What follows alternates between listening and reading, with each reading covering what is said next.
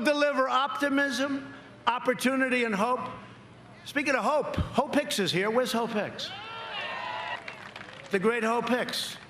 You know, she was tested positive, but she's okay. Where's Hope? We want hope. See?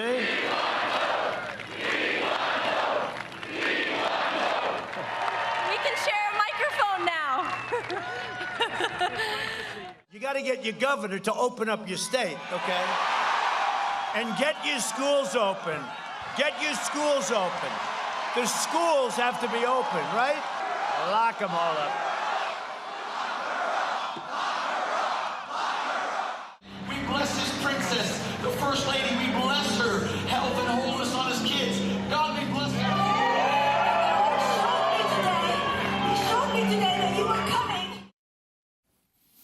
최은미 기자, 지금 이제 미 대선이 얼마 남지 않았어요. 그런데 지금 미국 대선에서 가장 중요하게 지금 등장하고 있는 것이 코로나19입니다. 지금 미국의 코로나19 상황이 다시 재확산으로 완전히 접어들어서 연일 사상 최대의 신규 확진자가 나오고 있는데 트럼프 대통령은 엉뚱하게도 마스크도 쓰지 않고 그리고 오히려 학교라든지 각종 경제 활동을 다시 재개한다 이렇게 주장하고 있는데 이게 얼마나 위험천만한 일인지 본인들은 잘 모르는 건가요? 알면서도 저러는 거겠죠?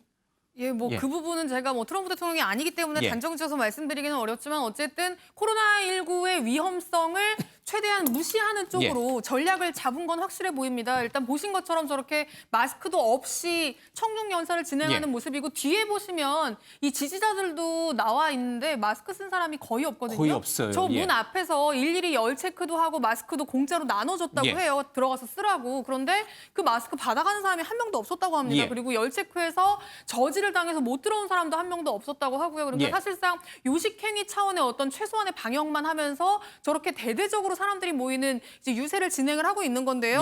전날 이제 더 큰 문제가 됐던 거게 뭐냐면 아까 이제 락커 뭐 이렇게 연호하는 걸 들으셨을 텐데 지금 이 미국은 주마다 또 정책이 다르잖아요. 트럼프 대통령과 반대로 이 지금 이 휘트마 미시간 지역의 주지사는 이 코로나19의 위험성을 굉장히 크게 보고 있습니다. 그래서 학교도 뭐 중단시키고 굉장히 강하게 이 주 내에서 봉쇄 정책을 펼치고 있거든요. 그러니까 트럼프 대통령과 정반대 노선에 있다고 봐야 할 텐데 그걸 비판하면서 그녀를 감옥에 가둬라.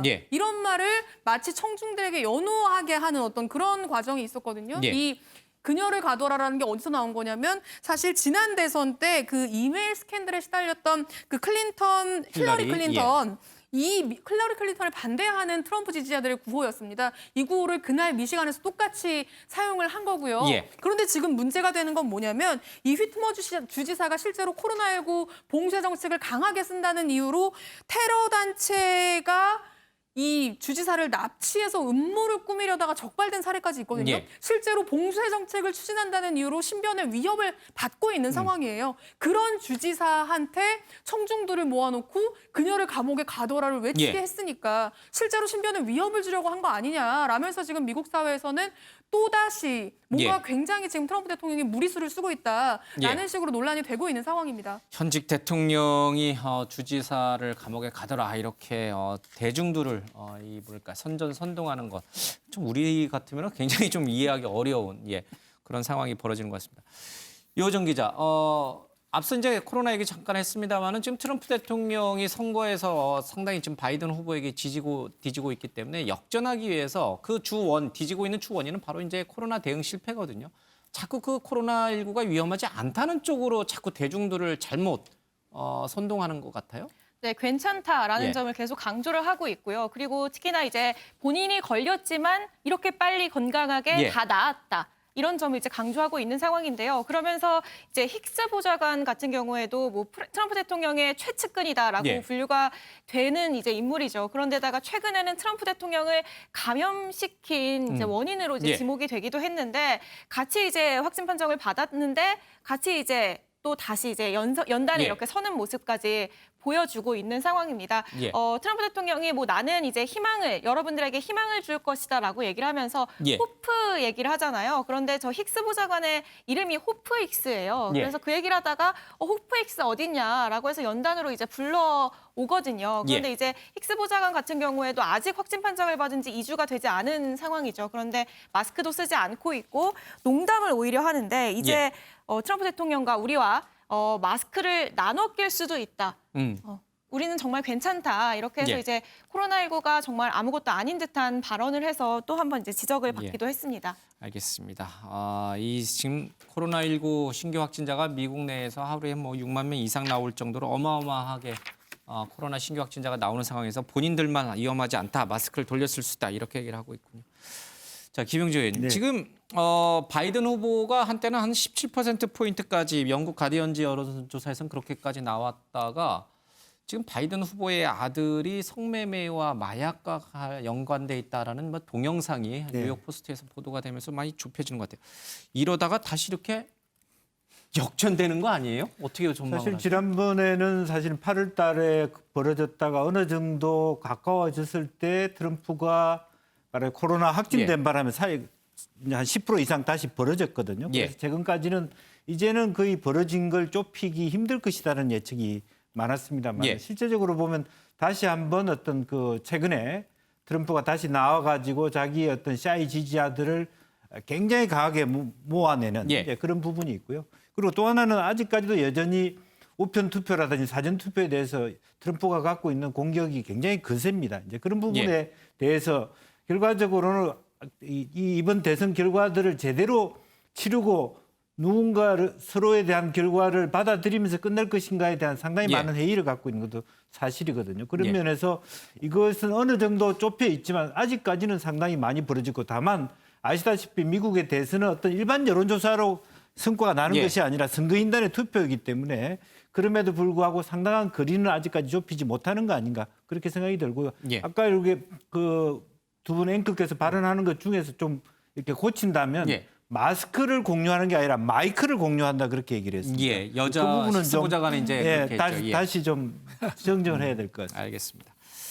자, 이 북한이 얼마 전에 열병식이 있었죠. 마치 축제를 연상케 했는데요. 그것을 또 유튜브로 공개하는 그런 액션 플랜을 좀 짠 것 같습니다.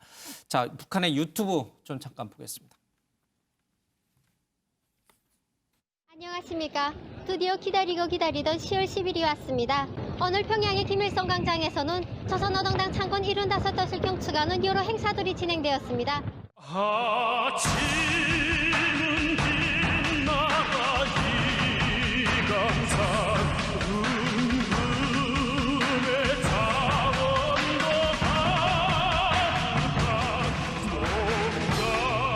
농가만 가만쳐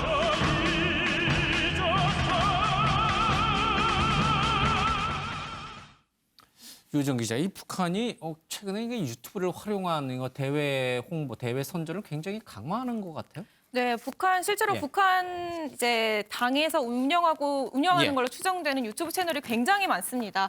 이례적으로 최근에 이제 노동당 창건 75주년 기념 행사는 새벽 열병식으로 진행이 됐잖아요. 예. 그래서 이 선전을 이제 유튜브에서도 이어 나가고 있는 상황인데요. 지금 보시는 것처럼 이 북한 애국가를 배경 음악으로 깔고 예. 굉장히 좀 고화질의 이런 영상을 만든 상황이고요. 이 유튜브는 사실 대외 홍보를 위한 예. 거잖아요. 그래서 이 유튜브를 보시면은 영어나 중국어 자막 이런 점에도 하나하나 신경을 쓰고 있는 예. 모습을 실제로 확인할 수 있습니다. 근데 이게 사실은 저 유튜브, 특히 앞서 나왔던 유튜버라고 불러야 되나요? 뭐라고 불러야 돼? 진행자라고 불러야 되나? 유튜버. 뭐 여러 번 우리가 등장하는 걸 봤었잖아요, 과거에. 네, 그렇습니다. 그 과거에 7살 평양 소녀가 등장해가지고 예. 막 그 공사장 인부들에게 편지를 쓰고 뭐 이런 모습도 저희가 보내드렸는데 오늘 준비한 영상은요. 평양에 거주하고 있는 여성 이름이 진희라고 합니다. 이 여성이 실제로 올린 영상인데 러시아어로 평양의 어떤 모습을, 평양의 풍경을 소개한 건데요. 이태리 식당부터 뭐 피자 식당 뭐 이런 곳들을 공개했습니다. 한번 그 영상도 같이 보시죠. 오빤 딱 내 스타일.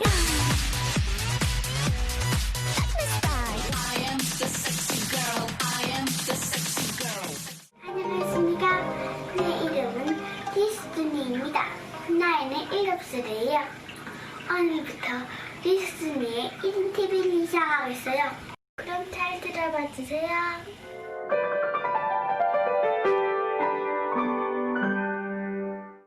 안녕하십니까. 여기는 평양의 미래과학자 거리에 있는 융성 이탈리아 특산물 식당입니다. 식당에서 이탈리아 전통 음식을 만드는 모습을 직접 보고 싶어 이렇게 왔습니다. 피자와 스파게티는 우리 인민들의 식생활에 더욱 친근하게 자리 잡게 될 것입니다.